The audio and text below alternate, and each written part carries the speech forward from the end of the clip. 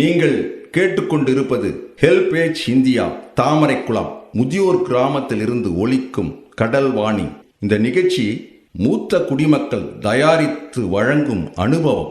நிகழ்ச்சியை தொகுத்து வழங்குபவர்கள் National Institute of Social Defence, Ministry of Social Justice and Empowerment, Government of India மற்றும் Media for Community foundation.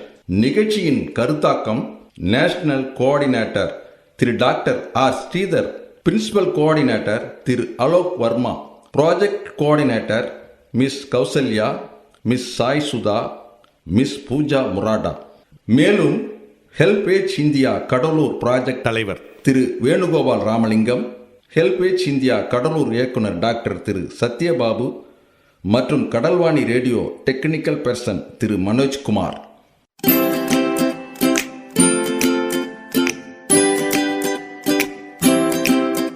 தந்தர்த்தம் என்று சொல்லியே வில்லினில் பாட, ஆமா வில்லினில் பாட வந்துடுச்சு கடல்வாணியே, வந்துருச்சு கடல்வாணியே. நல்ல நல்ல கருத்துக்களா நாங்களும் தினமும் பாட, நாங்களும் தினமும் பாட, சொல்ல வந்த கருத்துக்களா நீங்களும் தினமும் கேட்க, நீங்களும் தினமும் கேட்க. வந்துடுச்சு கடல்வாணியே, வந்துருச்சு கடல்வாணியே.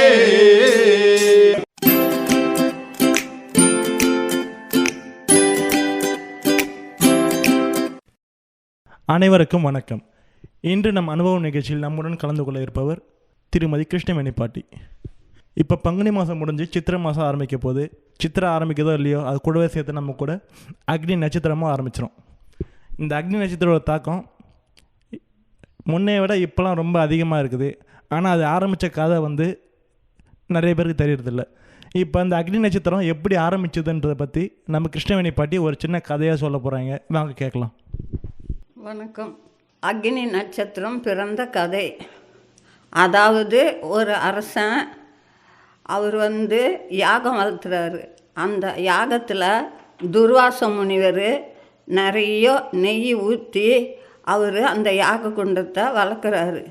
அப்படி இருக்கும் பொழுது அக்னி பகவான் அந்த நெய்யெல்லாம் உண்டதுனால அவருக்கு ரொம்ப ஈட்டாகி போச்சு. உடனே அவர் என்ன செய்கிறாரு, ஒரு அந்தனர் ரூபத்தில் ஒரு யமுனா நதி கரையில் கிருஷ்ணனும் அர்ஜுனனும் 2 பேரும் குளிச்சுட்டு கரையேறுறாங்க.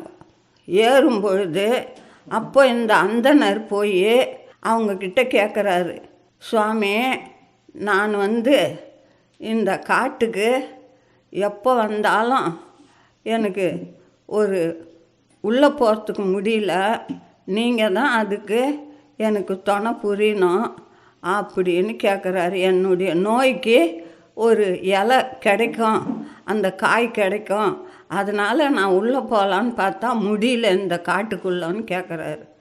அப்போ இந்த கிருஷ்ண பரமாத்மா பார்த்துட்டு சொல்கிறாரு, ஐயா, ஏன் நீ இந்த அந்தனர் வேஷத்தில் வந்திருக்கிற அப்படின்னு சொல்லும்போது, கிருஷ்ணா, உனக்கு தெரியாதது இல்லை இந்த உலகத்தில். இப்போ நான் வந்திருக்கிறது அவருடைய சுய உருவத்துக்கு வராரு, அதாவது அக்னி தேவன்.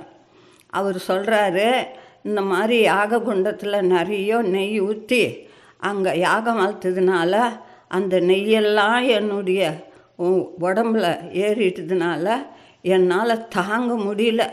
அதனால் இந்த வனத்துக்குள்ளே போய் இந்த காட்டுக்குள்ளே எரிச்சின்னா தான் என்னுடைய சூடு தணிக்க முடியும். அதனால தான் நான் உங்ககிட்ட உதவி கேட்குறேன். இந்த உதவியை நீங்கள் செய்து ஆகணும் சுவாமி, உங்களுக்கு தெரியாது என்னான்னு கேட்குறாரு. அப்போது கிருஷ்ண பரமாத்மா சொல்கிறாரு, நீ சொல்கிறது சரி, ஆனால் நாங்கள் இங்கே குளிக்க தான் வந்தோம்.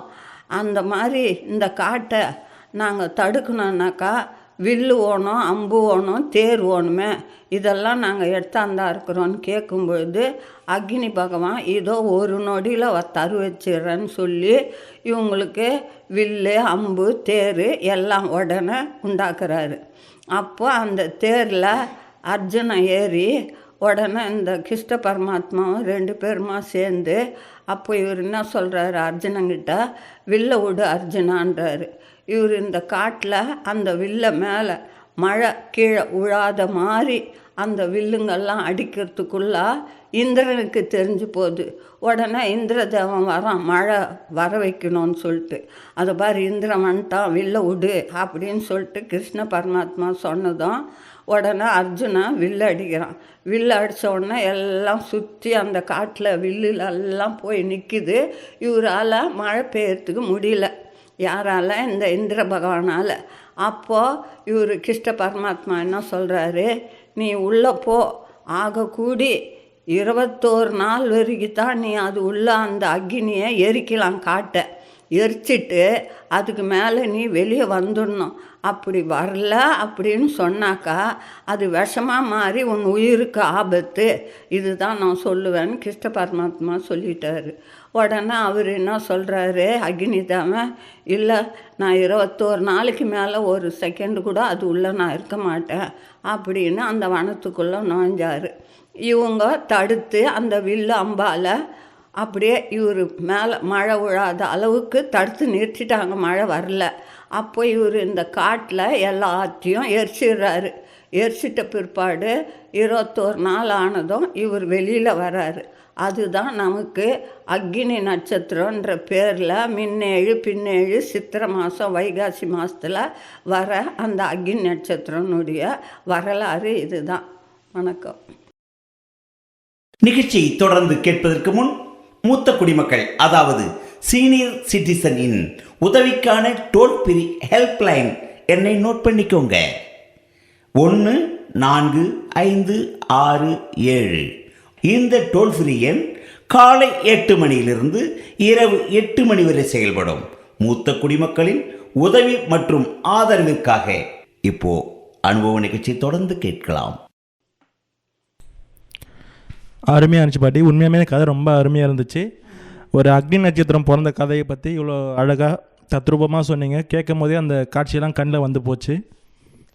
இப்போ என்னன்னாக்கா, இப்போ அக்னி நட்சத்திரம் கதையோடு நிறுத்திக்காமல் இப்போ அக்னி நட்சத்திரம் வந்தாக்கா நிறைய பேருக்கு அந்த சூரியனோட வெப்பத்தை தாங்க முடியாமல் பல இயற்கை உபாதைகள் ஏற்படுது.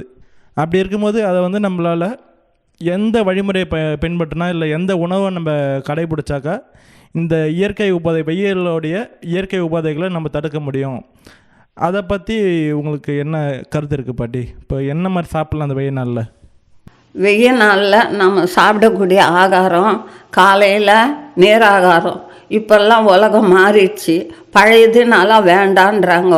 முக்கியமாக அந்த பழையது மோர் ஊற்றி பழையது கூட சின்ன வெங்காயம் கடிச்சிக்கின்னு சாப்பிட்டா நமக்கு ஜீரண சக்திக்கும் இந்த வெயில் தடுப்புக்கும் நமக்கு யூரின் வராத இருக்கிற கஷ்டத்துக்கும் எல்லாத்துக்குமே அது அந்த பழையது நல்லது.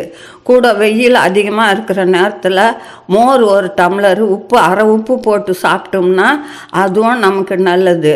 வெய்ய நாளில் அதாவது இந்த வெள்ளரி பழம், வெள்ளரி காய், தர்பூசணி பழம், இப்போ இந்த மாதிரி பழங்கள்லாம் நம்ம உணவு கூட சேர்த்துக்கணும்னாக்கா நமக்கு உடம்புக்கு நல்லது.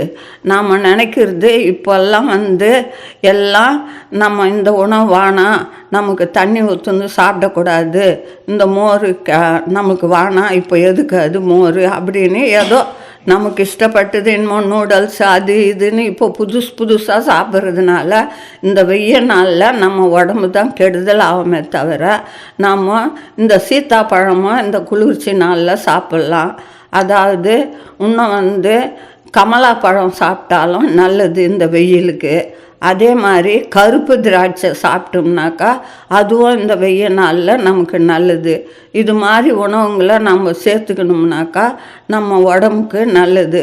கூட இந்த கேரட்டுன்றது அதுவும் சத்தான உணவு, குளிர்ச்சி, அதுவும் நல்லது. பச்சையாகவும் சாப்பிட்லாம், அதை சமைச்சும் சாப்பிட்லாம். இப்பேற்பட்ட உணவுங்கள்லாம் நம்ம கூட சேர்த்துக்கிறதுனால நம்ம உடம்புக்கு அவ்வளோ நல்லது.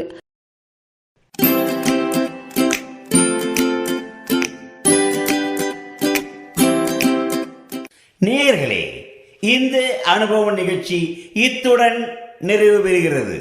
உங்களிடமிருந்து விடைபெறுவதற்கு முன் மூத்த குடிமக்களின் அதாவது சீனியர் சிட்டிசனின் உதவிக்கான டோல் ஃப்ரீ ஹெல்ப்லைன் எண்ணை உங்களுக்கு ஞாபகப்படுத்துகின்றேன்.